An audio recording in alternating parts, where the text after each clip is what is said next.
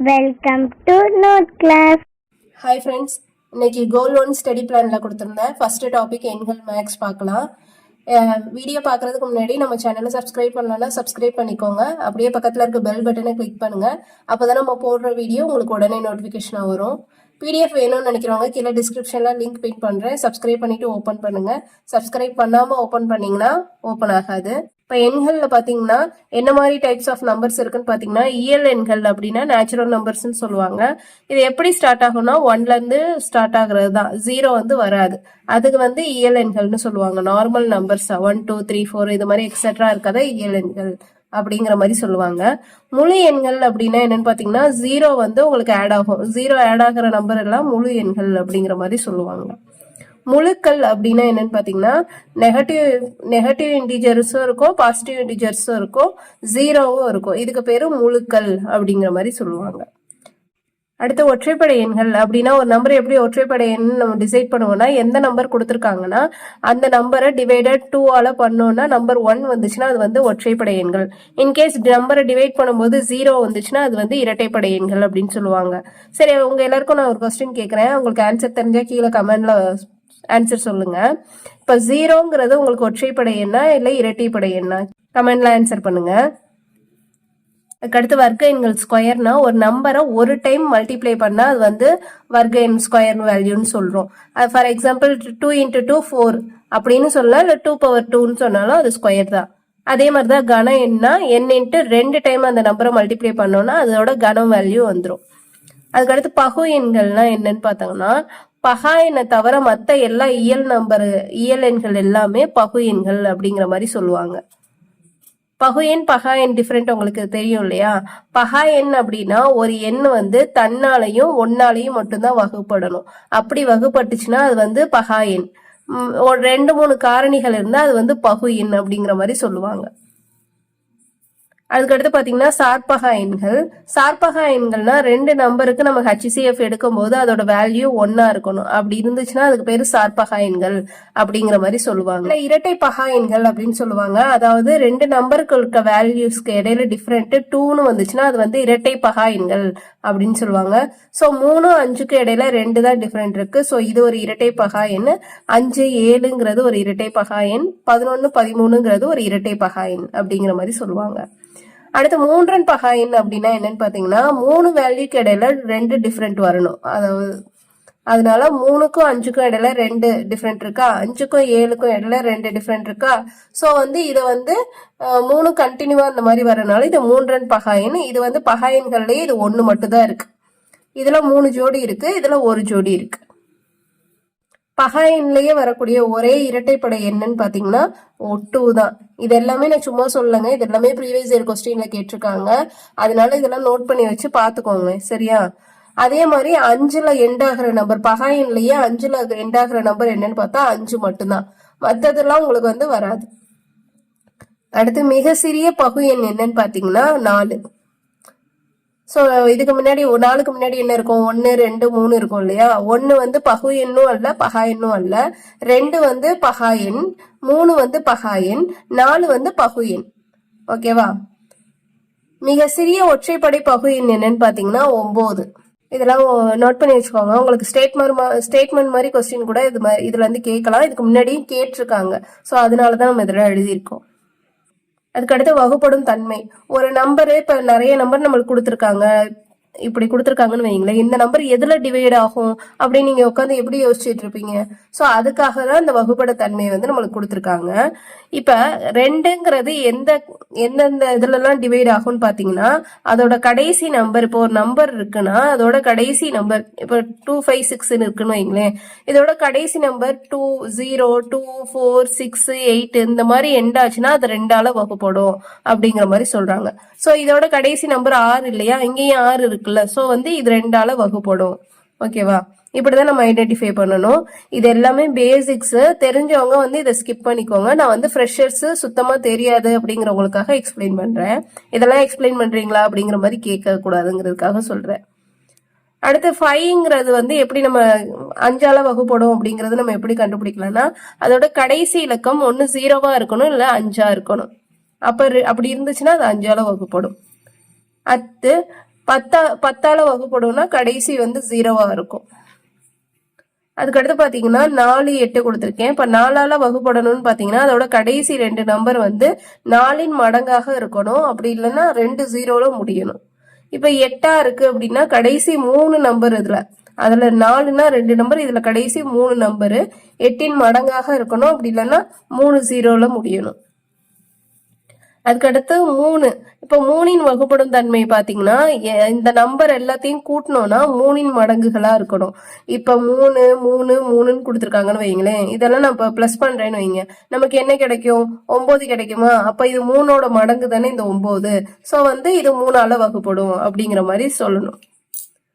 அடுத்து 9ஆல இப்போ 9ஆல ஒரு நம்பர் வகுப்படணும்னா 9இன் மடங்காக சேம் இதே மாதிரிதான். அப்போ 9 வந்திருக்கு இல்லையா, இது 9ஓட மடங்கு தானே, 9 தானே, அதனால இது 9லயும் வகுப்படும் அப்படிங்கிற மாதிரி சொல்லலாம்.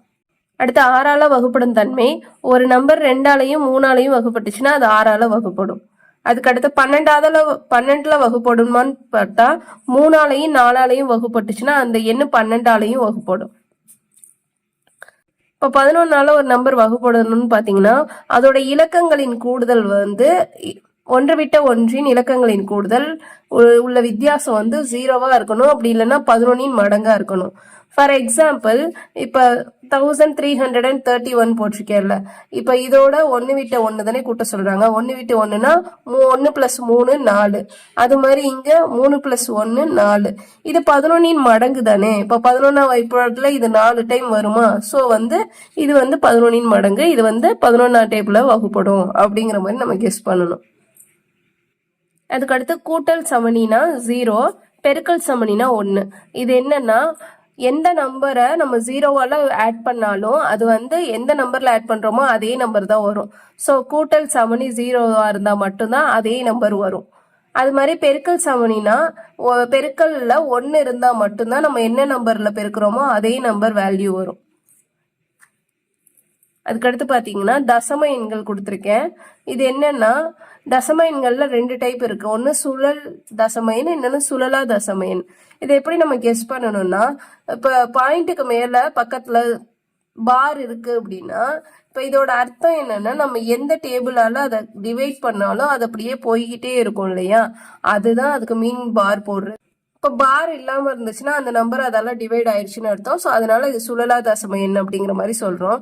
இப்போ தசம எண்ணை நம்ம பின்னமா எப்படி கன்வெர்ட் பண்றதுன்னு பாத்தீங்கன்னா, இப்போ பாயிண்ட்டுக்கு அடுத்து எத்தனை நம்பர் இருக்கோ நம்ம வந்து அத்தனை 0 ஆட் பண்ணோம்னா அந்த பாயிண்ட் போயிடும், இந்த 0 போயிடும். இது எல்லாருக்கும் தெரியும், இருந்தாலும் நான் தெரியாதவங்களுக்காக சொல்றேன். இப்போ 35 பார் நம்ம ஏன் 100 போடுறோம்னா 2 நம்பர் இருக்கு பாயிண்ட்டுக்கு முன்னாடி, ஸோ 100ஆல டிவைட் பண்ணா பாயிண்ட் வந்து கேன்சல் ஆயிரும். அது மாதிரி பகுதி வந்து எப்பவுமே 10இன் மடங்கா தான் வரும். ஓகேவா, நம்ம 99 ஏன் போடுறோம்னா பார் இருந்தா மட்டும்தான் 99 போடணும். பார் இல்லைன்னா அது எப்பவுமே 10இன் மடங்கா தான் வரும். அதுக்கடுத்து தசம எண் சில பேருக்கு புள்ளி வச்சுச்சுன்னா கூட்ட வராது இல்லையா, புள்ளி வச்சு நம்பரை கூட்டும் போது கன்ஃபியூஸ் ஆயிடுவாங்க எந்த இடத்துல புள்ளி வைக்கிறது புள்ளி வைக்க கூடாதுன்னு. அதுக்காக நான் ஆப்ரேஷன்ஸ் மாதிரி எழுதியிருக்கேன்.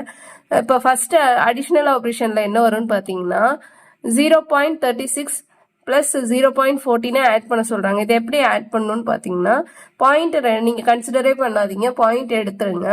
இப்ப நம்ம நார்மலா அடிஷன் பண்ற மாதிரி பண்ணிருங்க. இப்ப எத்தனை நம்பருக்கு பக்கத்துல பாயிண்ட் இருக்குன்னு கவுண்ட் பண்ணுங்க. இப்போ 1 2 இப்படிதானே, 1 2க்கு அப்புறம் தான் பாயிண்ட் இருக்கு. ஸோ அதனால இதே மாதிரி 1 2க்கு அப்புறம் இங்க பாயிண்ட் வச்சுக்கோங்க. இது வந்து நார்மல் அடிஷன் மெத்தட் தான். சேம் அதே மாதிரி தான் சப்ராக்ஷனும் 0.36 மைனஸ் 0.14 மைனஸ் பண்ண சொல்றாங்க. ஸோ ஒன் பாயிண்ட்டை கன்சிடர் பண்ணாம எடுத்துட்டு மைனஸ் பண்ணிட்டு 2 நம்பருக்கு அப்புறம் பாயிண்ட் வச்சுக்கோங்க. மல்டிப்ளை எப்படின்னு பாத்தீங்கன்னா இதுலயும் பாயிண்ட் கன்சிடர் பண்ணாம 3 6 இப்ப 2 நம்பர் இருக்கனால நம்ம 2 0 போட்டிருக்கோம். 2 0வால டிவைட் பண்ணிட்டு இங்கேயும் அதே மாதிரிதான் ஒரு நம்பர் இருக்கனால ஒரு 0 போடுறோம். இங்க மல்டிப்ளை பண்ணிட்டு இங்க மொத்தம் இதை வந்து ஆட் பண்ணிக்கணும். மல்டிப்ளைல மட்டும் ஆட் பண்ணணும். இதுக்கெல்லாம் வந்து என்ன இருக்கோ அதே வேல்யூ மட்டும் போட்டா போதும். இப்ப இங்க 2 நம்பருக்கு அப்புறம் தானே பாயிண்ட் இருக்கு, இங்க ஒரு நம்பருக்கு அப்புறம் தான் பாயிண்ட் இருக்கு. ஸோ அதனால டோட்டலா 2 + 1 எத்தனை 3. இப்ப 3 வேல்யூ தள்ளி நம்ம பாயிண்ட் வைக்கணும். இப்ப இதை மல்டிப்ளை பண்ணா 0.0072 இதுல 1 2 3 டிஜிட்டுக்கு அப்புறம் நம்ம பாயிண்ட் வச்சோம்னா இந்த ஆன்சர் வரும். அடுத்து டிவிசிபிள்ல என்னன்னு பாத்தீங்கன்னா சேம் இதே மெத்தட் தான். ஆனா நம்ம ஃபர்ஸ்ட் டிவிசிபிள்ல இப்படி பண்றதுக்கு பதிலாக இன்னொரு மெத்தட்னா ஃபர்ஸ்ட் இதை மல்டிப்ளேயா நம்ம மாத்திரணும். டிவிசிபிள் எழுதும் போது 36 கீழே 100 போடுவீங்க, 2க்கு கீழே 10 போடுவீங்களா. இதை நம்ம மல்டிப்ளேயா அப்படியே மாத்தணும்னா இது வந்து அப்படியே தலைகீழா ரிவர்ஸ்ல எழுதணும். 2/10ங்கிறத 10/2ன்னு எழுதிடுவோம். எழுதினதுக்கு அப்புறம் ஆஸ் யூஷுவல் நீங்க மல்டிப்ளை பண்ணிட்டு இங்க எத்தனை ஃபர்ஸ்ட் இங்க 2 டிஜிட் தள்ளி தானே பாயிண்ட் இருக்கு. ஸோ 2வா 2 மைனஸ் இங்க எத்தனை டிஜிட், ஒரு டிஜிட்டா 1 பண்ணிட்டோம்னா பேலன்ஸ் 1 இருக்கும். அப்போ ஒரு டிஜிட் தள்ளி நம்ம பாயிண்ட் வைக்கணும். இப்போ 18 ஆன்சர் வருதுன்னா நம்ம ஒரு டிஜிட் தள்ளி பாயிண்ட் வைக்கிறதுனால 1.8ன்னு நம்ம சொல்லணும். ஸோ இந்த இதை நீங்க கன்ஃபியூஸ் ஆகாம கிளியரா ஸ்ட்ராங்கா இருந்தீங்கன்னாவே உங்களுக்கு மற்ற சம்ஸ் எல்லாம் ஈஸியா வந்துடும். இப்போ பின்னம்னா நம்மளுக்கு வந்து பின்னம்ல வந்து 3 டைப் இருக்கு. ஒன்று தகு பின்னம், தகா பின்னம், கலப்பு பின்னம்னு சொல்லுவாங்க. தகு பின்னம்னா என்ன அர்த்தம்னு பார்த்தீங்கன்னா எப்பவுமே தொகுதி வந்து சின்னதா இருக்கும், பகுதி வந்து பெருசா இருக்கும். தொகுதினா மேல இருக்கிறது தான் தொகுதின்னு சொல்லுவாங்க, கீழே இருக்கிறத பகுதின்னு சொல்லுவாங்க. தொகுதியில இருக்க நம்பர் வந்து சின்னதாகவும் பகுதியில இருக்கிறது பெருசாகவும் இருந்துச்சுன்னா அது வந்து தகு பின்னம் அப்படிங்கிற மாதிரி சொல்லுவாங்க. இது வந்து ஸ்டேட்மெண்ட்ல எப்படி கேட்பாங்கன்னா ப்ரீவியஸ் இயர்ல கேட்டிருந்தாங்க. தகுபினம் எப்பவுமே 0க்கும் 1க்கும் இடையில தான் அமையும். அடுத்து தகாபினம். தகாபினம் பாத்தீங்கன்னா தொகுதி எப்பவுமே பெருசாகவும் பகுதி வந்து சின்னதாகவும் இருக்கும். இப்ப தொகுதி வந்து எப்பவும் பெருசா இருக்கும், பகுதி சின்னதா இருக்கும் இல்லையா. இதோட வந்து ஸ்டேட்மெண்ட் எப்படி இருக்கும்னா 1ஐ விட அதிகமா இருக்கும். அடுத்து கலப்பு பின்னம். ஒரு முழு எண்ணும் தகு பின்னமும் சேர்ந்ததுதான் கலப்பு பின்னம்னு சொல்றோம்.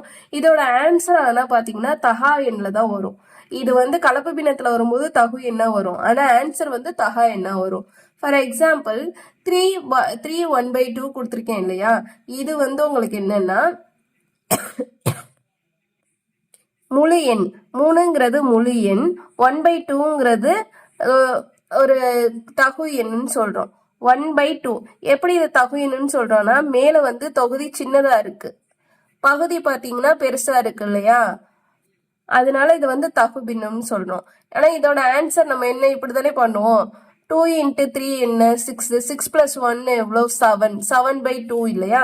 இப்ப பாருங்க மேல பெருசாவும் கீழே சின்னதாவும் இருக்குல்ல. சோ வந்து இது தகா பின்னமா மாறிடுச்சுல, அததான் சொல்ல வராங்க. கலப்பு பின்னத்துல எப்பவுமே ஒரு முழு எண்ணு கூட ஒரு தகு எண் சேர்ந்து வரும், ஆனா ஆன்சர் எப்பவுமே தகா எண்ணா வரும்.